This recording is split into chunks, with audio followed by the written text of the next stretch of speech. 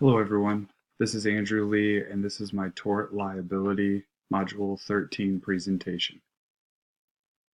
What is tort liability? Our textbook defines torts as an actionable or civil wrong committed against one person by another that is independent of contract. He also goes on to say that if injury occurs as a result of the actions of the school personnel, liability charges may be imminent. The first case that I looked at was the case where a teacher was a teacher at the school, but was subbing for another teacher and was distributing a spelling test. And during the spelling test, students got rowdy and he had to kick a few students out of the classroom.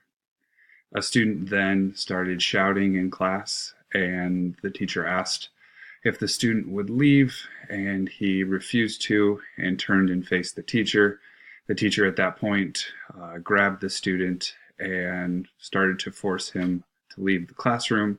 When he tripped and fell, the student tripped and fell and hit his head on the podium.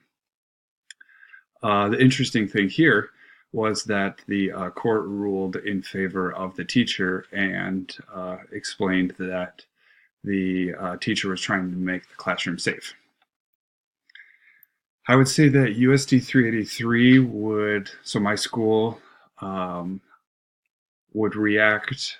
I've witnessed a few fights at our school. Our policy at our school is to protect yourself and the other students. We also have incident reports that are digital that we immediately fill out once something has happened. So any witness that was involved or saw what was happening filled out an incident report, so that way everyone has the proper information. Proactive measures and professional ethics. I would say try to avoid allowing the class to get so out of hand. Establish a clear expectation and adhere to them at the beginning of class.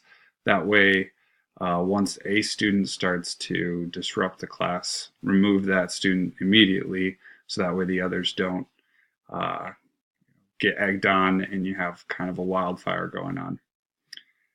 Ethically, I don't think that the teacher had the right to grab the student. I think that there should be established a policy that would that explains when and what would be an appropriate response to student behavior.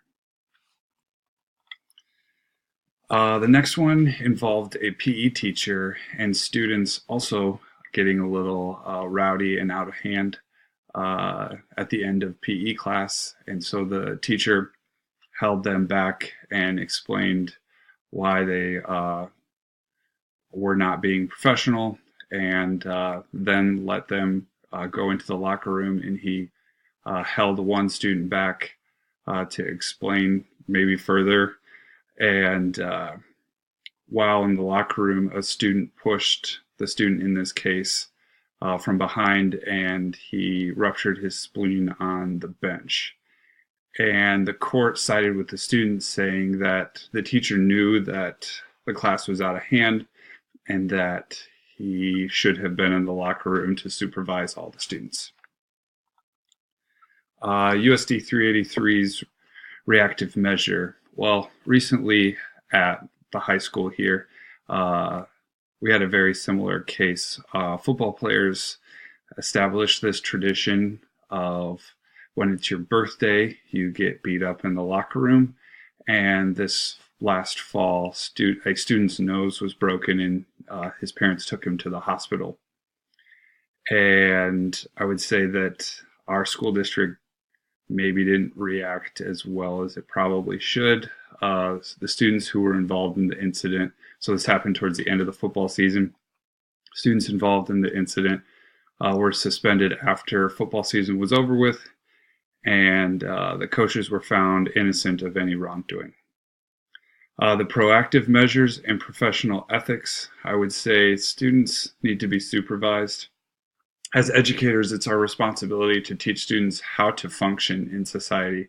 So that means teaching them our content, but then also being present and available to show students how to properly interact with one another and to be a guide uh, in between classes and in the locker room.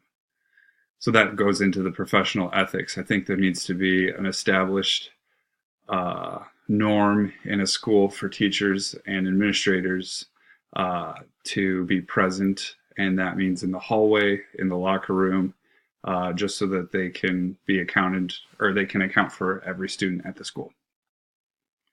The next case I looked at involved a student with special needs, and she was skipping class with her boyfriend and this other student. And the school had a system in place to notify parents of students' unexcused absences, but unfortunately it didn't happen until the evening. And these students that were involved in this case skipped out on 6th hour and got in a car with someone else and went for a joyride. And then the student that's in this case was then sexually assaulted in the garage by 2 individuals. The parents then sued the school because the parents didn't know where their child was, even though that there was a communication as to where she was going to go, but she wasn't truthful. And in her IEP accommodations, a teacher needed to be close by to her at all times. And the court obviously ruled in favor of the student, and the school really dropped the ball on this one. I would say that our school has a pretty solid system when it comes to attendance. The second that I submit attendance at the beginning of each hour, if a student is absent and a parent hasn't called them in, it alerts emails and text messages to anyone who's linked to the account. And so sometimes I accidentally mark on the iPad a student, and they get a text message immediately from their parent saying, "Why aren't you in class?" So then, I've done a terrible job taking attendance. But it just shows you that it is immediate and helps keep students accounted for. Also, our special education department at our school very closely monitors students who have the potential to be a flight risk. Proactive measures and professional ethics. I think it's extremely important for teachers to take accurate attendance and to also get to know students and understand who they are and their behaviors. And then also moving into the ethics piece, I think it's important to maintain a solid conversation with parents because sometimes you see a different student at school than the parent sees at home, or you might know of friends that they hang out with at school that they may not hang out with at home. And so just keeping that communication open for everyone. The next case involved a first grade student and was injured during music class, and the teacher was teaching them London Bridge, and they had groups of 3, and they were making a bridge over a student, and the teacher warned them not to be silly and to not be too aggressive with one another. But I guess 3 students didn't listen, and the student in this case was thrown into a bookcase and majorly injured his head, cutting it open and causing some major injuries, like I think headache symptoms for the remainder of his life, and physical deformity to his head. So again, the court ruled in favor of the student and explained that the teacher should closely monitor students during this type of activity. Our school, I would say in this case, MHS would have had the similar outcome. We have policies in place to fill out incident reports, but the teacher should have been protecting the student during this activity.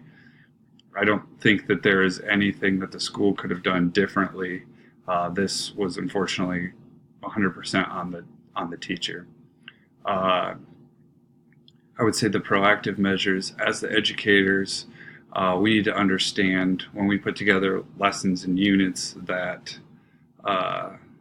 we need to kind of know the outcome, and we need to understand what students will do with the information that we give them. Obviously, if you're having a bunch of first graders pretend to be bridges and pretend to shake a student lightly, that there might be students that push the boundary on that. So teachers need to have a proactive measure to ensure student safety. And then professional ethics, it is our responsibility to protect them from themselves and other students. So there should be a policy in place that a teacher needs to understand when they create an activity, that they make it as safe as possible, and if it's going to be interactive, be there to supervise. The last case here is involving two students in an unsupervised hallway, and so they were in a fight, and one of the students pulled a box cutter and stabbed the other student in the chest and the face, causing permanent damage. The student then sued the school for negligence, saying that there wasn't a security guard around and didn't feel protected. The court, though, found that the school was innocent of negligence in this trial. I would say the USD 383's reaction would be, like I said before, our policy would be to fill out an incident report for all the individuals involved. We also have cameras that monitor the hallways and could provide video evidence of the incident and what really happened between the students. Proactive measures, like I said before, it's important for teachers to be visible in the hallway. It's important to create policies where students aren't able to enter down hallways that are unsupervised. But unfortunately, there are some instances where it is out of the teacher's control. So ethically, it's impossible to monitor them at every moment of the day. I have students who regularly, ask to use the restroom during class, and I don't escort them to the restroom. So there are some instances where you kind of just have to, unfortunately, put the responsibility on the students and hope that they act professionally. These are my references. I use the book, and then those are the court cases. Thank you for listening to this presentation. Have a great day.